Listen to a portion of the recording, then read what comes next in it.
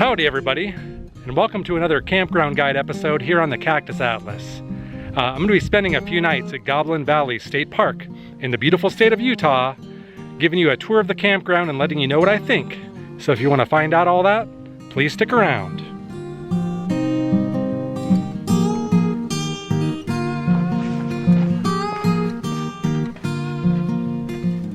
So what do you say? Let's start off with a quick tour of my campsite. Site number 3, and check out some of the amenities you get. You can see the Cactus Atlas mobile parked up here behind the sun, so kind of a short walk to get right over here. All of the sites that I've seen so far have gigantic tent pads. Not even sure what those are, didn't even bother to measure it. My tent is about 4 feet by 7 feet, so you can tell, you can fit a really big tent in here, no problem. One thing I was worried about is the ground almost looks like rocky, like it's really hard dirt, but the stakes went in nice and firm. No issues with any of them, and they're sticking in there hard. And it's really windy actually, so that's actually a really good thing. Every site that I've seen here at the campground so far gets a little shade. These little ramadas here with the picnic table. That is extremely welcome because I'm telling you, during the day, everything is exposed here. You're not gonna get any shade. It's probably approaching 7 p.m. now. Finally starting to get shade cast from these rock formations. But during the middle of the day, it's gonna be baking. One thing I do like about my site, site number 3, are these really cool little mushroom rock formations here behind me. Now they're not gonna provide much in the way of shade, but they are interesting to look at. Every site that I've seen also comes with a fire ring with an attached grill. Somebody has some partially burnt wood in there and some kindling. I don't think that's human hair. I think that looks like rope or something. I don't know, man. Actually, that might be hair. That's disgusting. I don't know what that is. One awesome thing, I called a couple days ago to see if there are any fire restrictions, and there currently are not. You are required to do it in the fire ring, but as of right now there's not. They said that it could change, but I did see them selling firewood at the visitor center when I arrived today, so I'm going to assume it's still okay. Let's take a look at a couple of the other walk-in sites near mine and compare. So sites 3, 4, 5, and 6 all are walk-in, and you got a couple parking spots per each one. You have to walk a few feet into each site, but not far at all. So the site closest to the parking lot is site 5. If I turn this way, this would be site 5. Site 5 is nestled up nice and tight against some of these cool rock formations here.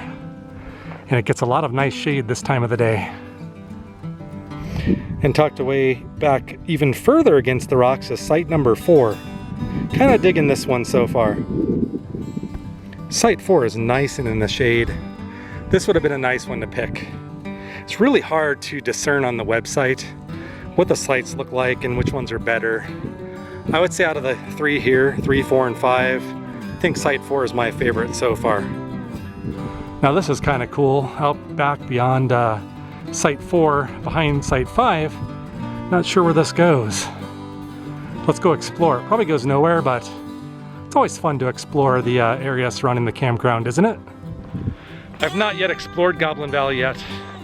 Literally just arrived from a very long drive, set up camp. I'm exhausted and started filming. So yeah, we're gonna try to film some of this campground episode now, but this is pretty cool back here. And there's not much, but little hidden area back here.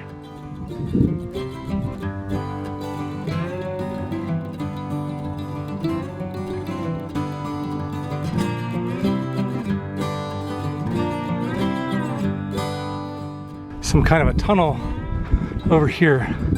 Check that out. It just goes to the other side where I just walked. Little grottos and things intertwined in here. How cool. I imagine you can play some pretty sick games of hide and seek back there. Be sure to bring the kids.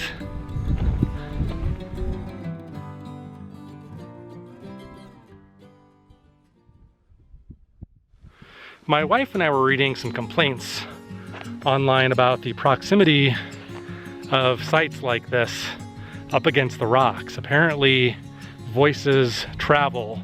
I don't know if they echo off of the rocks or something, but people were complaining that you can definitely hear your neighbors. Overall though, my first impressions, kind of regret not getting site 4.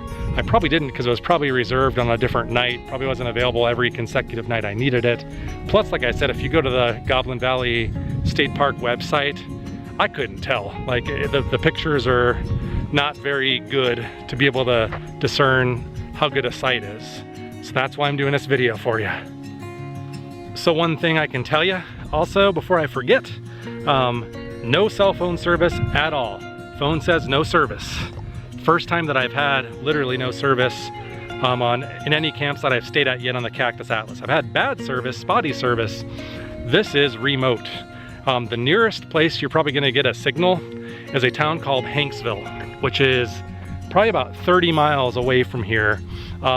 In that town, they've got gas stations, a couple gas stations, like a food mart, local burger joint. That's about all I saw, not much else. And but you can find everything you need there. I found ice. The food mart's got a lot of stuff. It's pretty sizable. And I called my wife to check in earlier, knowing that that's probably gonna be it for communication as long as I'm over here. Probably gonna have to drive in the town on a daily or every other day basis to get more ice for the cooler. But yeah, you're probably not gonna have any service no matter what carrier you're on out here. I like it that way though. It's also a very quiet campground. Not very full. Availability was great. Probably because it is summer, I'm guessing. Maybe partially because of the pandemic. But if you're looking to social distance and get out and do something, I mean, come on. This is about as socially distanced as you're gonna get. So here's our first example of a little pull-through site. Site number 1, right over here. Kind of a small pull-through. Probably get a small camper in there maybe. Right across the street from the walk-in sites where I'm staying tonight. Mine's partially obscured by the rocks. No, I'm not as big of a fan of these sites in the middle. Just very exposed. Now at this time though, sun's gone down behind those rocks, so everything's in shade. But this is gonna bake more than anything probably. And your privacy factor, you pretty much have no privacy out in some of these sites. And here's another site. This one's got a driveway. This is site number 2. Got a pretty sizable driveway here. You can see the neighbors over there, kind of get an idea of maybe what size rig you can get in here. And here's site 2's amenities, tent pad, fire ring, picnic table and pavilion. And you can see it's got very close proximity to the restroom. I wouldn't want to be that close to the restroom, to be honest, though. A little too close for my comfort. Maybe in the middle of the night it would be handy, though. I don't know. Here's the men's room. Doors wide open to let all the critters in. And it's me. Here's one of the stalls. I mean, it's reasonably clean, but very out of date. Very dated restrooms. I'm not sure exactly what this is. I don't know if this is supposed to be a utility sink. Or something to kind of just wash your feet. I did notice they have some showers, like 4 showers here. One of them is ADA compliant. Here's the ADA compliant shower. Showers are for registered campers only. And this isn't bad actually. A little bit, you know, it's a little dirty, but it's for a campground, not bad. Not the nicest I've ever used, but once again, we'll get the job done quite nicely. So yeah, bathrooms, not the nicest. We're camping though, I mean, better than vault toilets. But I would say out of all my journeys with flushing toilets, those might be the, we'll just say, the most heavily used. They could use some TLC, I'd say. Let's go walk around a little bit. Check out the rest of the campground here. This is a pull-through site, Site 8. This one's kind of cool. Right off the road, but I like the tall cliffs behind it. So some quick facts about the campground. There are 24 sites here, 2 yurts, and 1 group site. We'll try to go find a couple of the yurts. They look pretty cool, actually. I think they're down that ways a bit. These sites, 12 and 13, are pretty cool. There are more campers over here, so I don't want to disturb people. But you're kind of getting the gist of the campground now, I think. 18's got some really nice privacy, I'd say, better than most. The tent pad's behind here. The pavilion kind of blocks the view from down below. And then you got these really beautiful hoodoos on this side to give you privacy. I don't know, this might be one of my favorite ones that I've seen to date. So make a note of that if you're tent camping. 18 might be the one for you. I think it's one of the ones that I would choose, now that I know. And there's a little passageway here behind 18. Little secret area. Let's go take a look. Oh, look at those hoodoos. Those are really nice looking hoodoos. That sounds dirty. Oh, it's beautiful back here, actually. A little wonderland. So this is just a little teaser of things to come here at Goblin Valley, I think. Look at those hoodoos. Ooh, and look what I found tucked away back here. Now, I don't know if that's being occupied, so I don't want to bother people, but that's one of the yurts. You can rent those, actually. Same website at Goblin Valley State Park.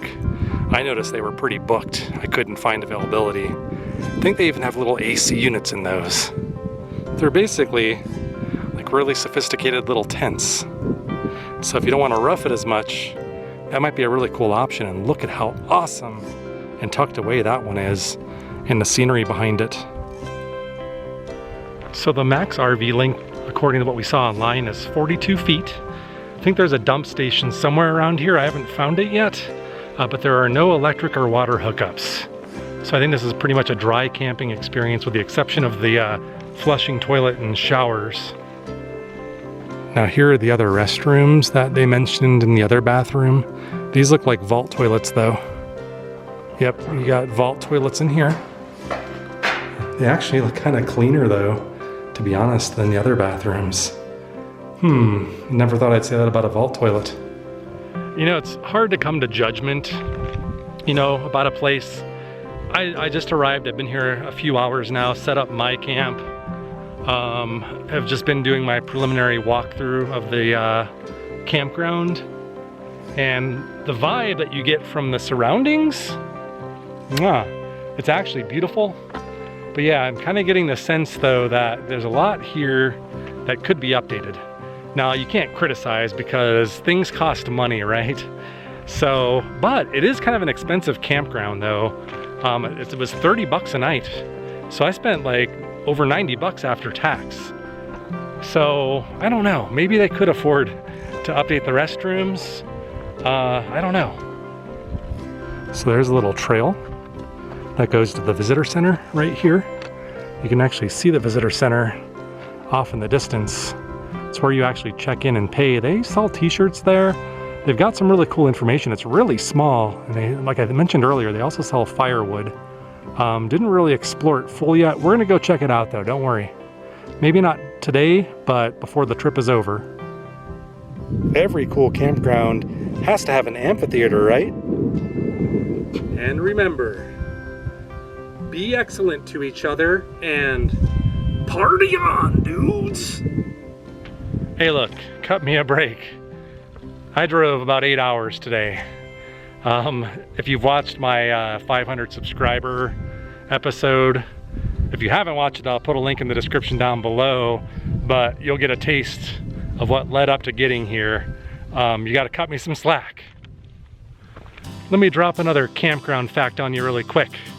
About the drinking water situation, there are signs posted throughout here that indicate that even though I've seen water spigots, they don't recommend drinking the water as is. Even though I think we've seen on the website and stuff that they do have drinking water, doesn't appear to be the case. There are warnings everywhere saying that you better boil that water because there's a lot of outdated equipment, I guess, plumbing, so they don't recommend doing it. And if they say that, I'm not messing around with it, but I always bring my own bottled water, so I'm all set. I kept seeing these from a distance. I was like, what the heck are these yellow flags? Well, it looks like they got frisbee golf. Dude, that is sweet. That is amazing. Kind of intermingled in amongst the hoodoos and these rock formations. A friggin' frisbee golf course. How cool is that? I know some people that are pretty serious about their frisbee golf, actually. I've never played. I would love to play, though. Seems like it'd be a ton of fun. I think they sell special frisbees, though, if you're getting all serious about it. Different weights, kind of to simulate different drivers, I think. If anybody has any tips for me, if it's fun or you recommend it, drop me a comment. Something I think I want to try out. There you have it. This is the campground, the main RV and tent portion. And you can really see the loop. It's one way, by the way. So you enter over there, kind of where I am.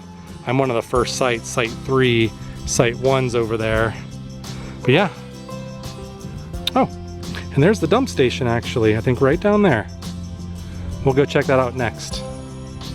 You got flushing water. I think that's both of those things. And then, oh, there's the garbage. I was wondering where the heck the garbage is. This is an interesting looking garbage can, isn't it? I just gotta check this out. I've never seen one like this before. Just keeping it high up away from animals, I guess? Yeah. That's weird. Kind of an interesting design for a trash can. I've never seen one like that. Have you guys seen that? Interesting. All right, so I think that does it for the campground tour for now. We still have more to do on this episode, but I think for now, I gotta start thinking about winding it down. Maybe start a fire. I gotta eat.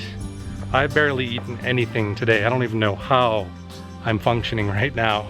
I got a weird second wind. Drank a ton of waters, but and a couple Gatorades, but that's it. All right, so it is dinner time. I am starving. I need sustenance badly.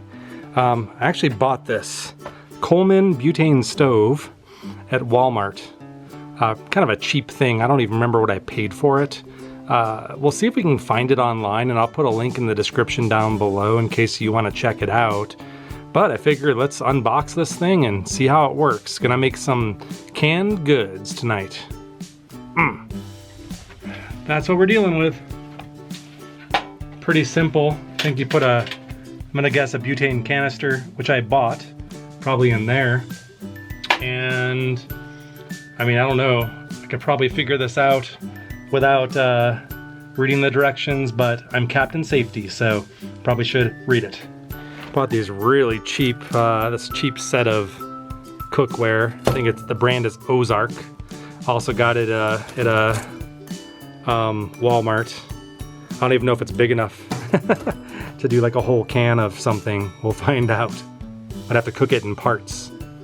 I bought a variety of canned goods this time instead of hot dogs. Figured, hey, it's easier. It's not as perishable. And I got pull tabs in case I couldn't find a bottle opener or lost my Swiss Army knife. Thinking ahead. That was actually Amy's idea. I can't take credit for that. But tonight on the menu, we're gonna start with this really tiny can of beanies and weenies. I actually have 2 of these, so if that doesn't fill me up, I can make a second one. I got the smaller ones just because, like I said, like these things are tiny. So I don't know how well that's gonna work. All right. Let's see if we can get this thing started. Dude, it worked the first time. You know, I decided to go all in. 2 cans here. I'm starving, I didn't eat all day. I need the energy and the sustenance, so 2 cans deep. Yeah, that little pot, that's not a bad little thing. It actually worked. You know, this little stove, cooking for one, really an awesome thing, to be honest. I'm very impressed. But yeah, if you're cooking like a multi-course meal for a big group, yeah, it's kind of small. I mean, certainly you could get something bigger on there, like in terms of a larger pot or something, but yeah, for cooking beanies and weenies for one, yeah, this is doing quite a good job.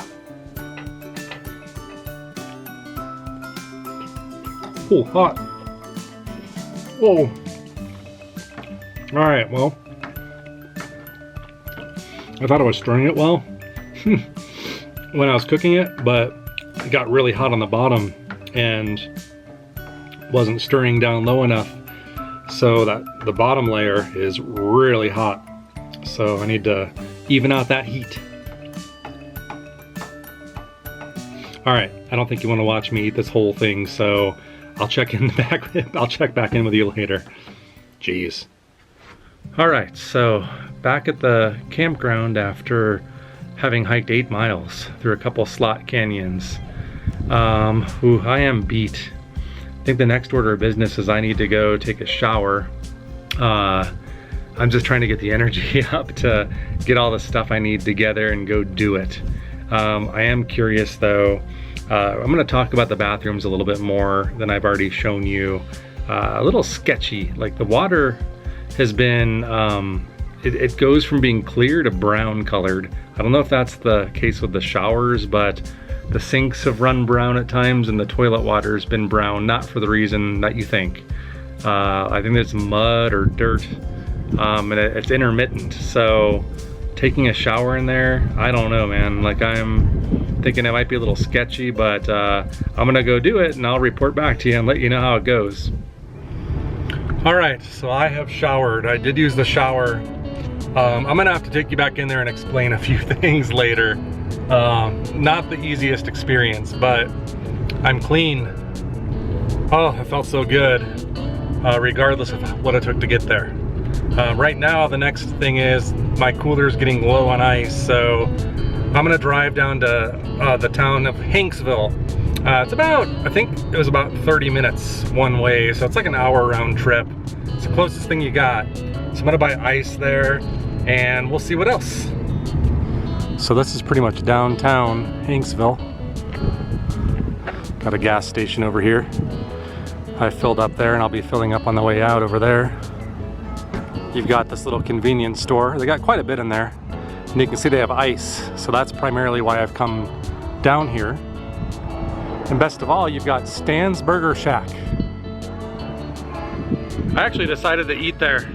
I didn't feel like making dinner. I hiked all day, I was tired. And this place is actually really good, so highly recommended. Another note too, you actually get really good cell phone service here, pretty much full. I'm with Verizon, full LTE. So this is where I pretty much check in with Amy, probably about once a day so far when I come to buy ice. The ice melts pretty quickly at Goblin Valley State Park Campground because there are times of the day where your cooler is gonna be in the sun, it's hot. Even if you leave it in your car, it's gonna get hot and melt. So yeah, pretty much a daily routine driving out here. It's a little rough though, because like I said, it's a half an hour to get here one way. So it's like a round trip of an hour just to do this. But thank goodness they have this, because beyond that, going back the way I came, there's nothing for hundreds of miles. So yeah, just very lucky to have this here, or else I don't know what you'd do. Ice was $6.98, by the way, in case you were wondering. And I think gas was actually pretty reasonable too, considering this is pretty much your only option. Let's take a look here at the sign.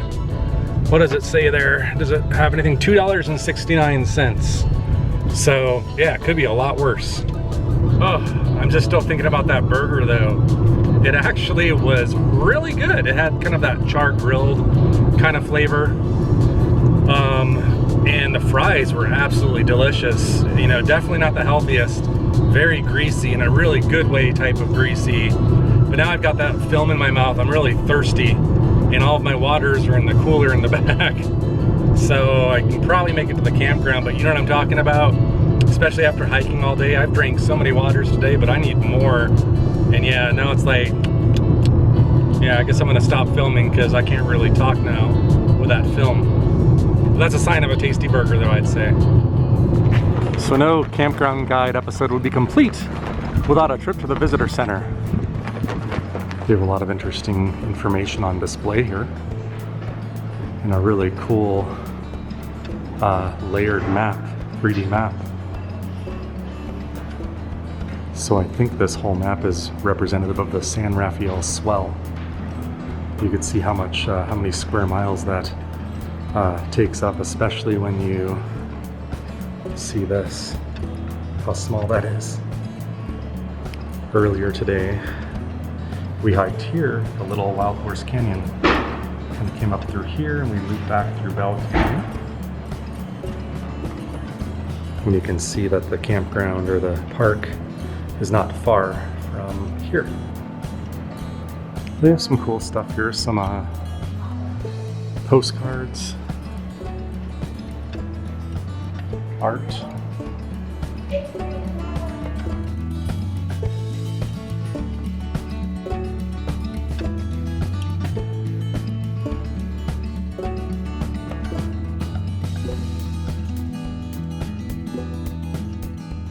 So yeah, this is a really nice visitor center actually. A lot of cool things on display and cool t-shirts.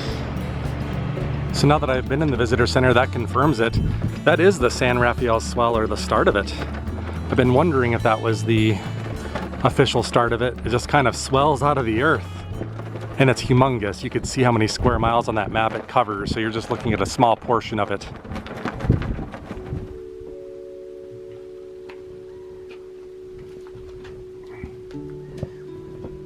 All right, housekeeping has been by. Now I do like to open up the flaps in this tent on both sides around this time just to get some airflow in there. This is a 3-season tent and it really retains the warmth, which is kind of a problem. I need it to be cool, but yeah, it really keeps in the warmth, so it's really nice for cold weather. But yeah, this is probably not the most ideal tent for this setup. All right, I'm back in the shower now. I wanted to show you my complaint. First, there's no bench in here.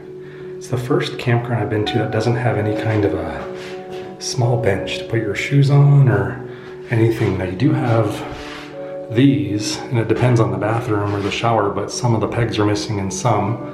Now I wasn't smart, I didn't bring a backpack. I just brought all my clothes loose. So I tried to hang them on here the best I could, but my shoes, you know, I ran out of room, had to keep things on the floor. Problem is, when you start this shower up, this thing just shoots out like straight back, all the way out to like here. So if you're not standing in there, this whole floor gets soaking wet, and that's why that drain's there. Having some kind of a bench here would solve that problem. But yeah, it was really tricky. The shower did work, and it's not dirty. I mean, for a campground, that's fine. The cleanliness factor is fine. But yeah, they could have put like a shower curtain or something here. That would help. But yeah, this place is just missing so many little details. Now, the other thing I wanted to revisit about the bathrooms, now that I've been here a couple days, everything, this one, see how this toilet has brown water in it? That is not like from a human being, that is like from the water. And I've noticed this one will do that intermittently after a couple flushes. I've also noticed the sinks run brown. You can see a tinge right now, but it'll get darker. So yeah, now that I've been here, no wonder they say not to drink the water around here. So normally on my episodes, we visit the restroom one time. One and done. Here I had to do a double take, yeah, because of that, the dirty water. The signs around here say don't drink the water from the spigots and stuff because the equipment is outdated or something. So you'd think they would do something about that, but based on how many complaints I've seen from reviews on the internet, I have a feeling it's been like that for a while. So I don't know. It's a shame, to be honest. I mean, the vault toilets are more appealing than that dirty, muddy water. So, and it took me a while to figure out though that it was like muddy water and not like a human caused thing. Because that's what I thought at first. Maybe somebody plugged the toilet up or something like that, but no, it's just gross water. So what's a camping experience without a campfire? So it does cool off at night once the sun goes down. Now it's still warm, don't get me wrong. I don't think there's any practical need for a campfire right now. I just wasn't sure what to expect, so I had brought some wood to be prepared, and I need to use it up because I'm not gonna be making campfires in Phoenix during the middle of summer. But it's nice. It's just nice to sit around. I'm kind of further away from it than usual, just because, yeah, I don't need the heat. I just enjoy the ambience.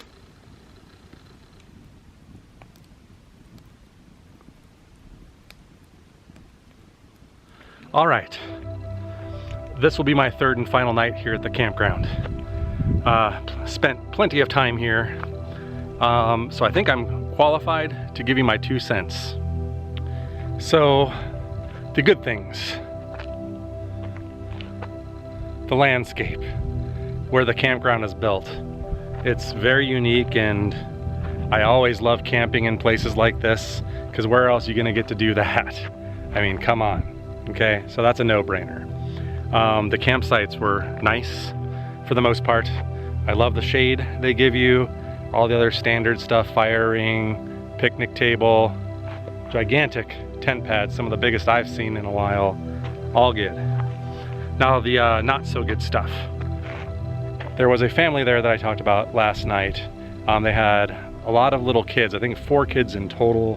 One was maybe 3 years old, just screeching and crying all the time.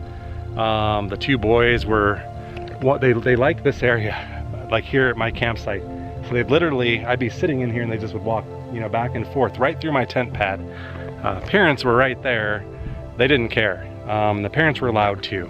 Now, I'm not trying to knock kids or like families or whatever, because camping is essential, I think. So what I'm trying to really get at is the acoustics and privacy here were a bit lacking. I now know what people were saying when they talked about sound traveling off of these walls, because it really does.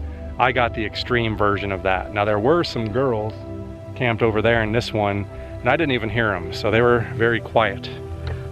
So I guess it really depends on who your neighbors are, but believe me, if they're loud, you're gonna hear it. And then my final major gripe are the restrooms here. Man, they need to do something about that. Now, I will give them one thing. They were clean. I saw rangers cleaning them. So kudos there. You did a great job. But the plumbing situation, come on. Like brown, muddy water, warnings not to drink the water. I know they said the equipment's out of date, and that's why. But, you know, if they're charging 30 bucks a night for non-electric sites and entrance fees, and believe me, they man the gates here, you'd hope they'd be generating revenue. I mean, there are a lot of people here. So, you know, maybe it's time to look into updating that. Other things I guess I could mention is, yeah, really dirty and dusty, because you're in dirt. So I had a lot of dirt blowing my tent. In fact, I have to go check out the damage today, potentially wipe some dirt out of there. But I mean, come on, we're camping, so you gotta rough it. I'm not that soft. But, you know, when you come to state and national parks, you kind of expect a different experience, something, you know, a little bit less primitive, kind of in the middle of the road. That's what I like anyway. But I can rough it, trust me. I've gone for days without a shower. So anyway, overall though, would I recommend camping here? Yeah, this is so remote and this park is so fantastic that this is a great place to set up camp for a night or two. So despite everything I'm telling you, all my gripes, totally recommend it. If you enjoyed this video, please like, share, and subscribe, and find us on social media at Facebook, Twitter, and Instagram.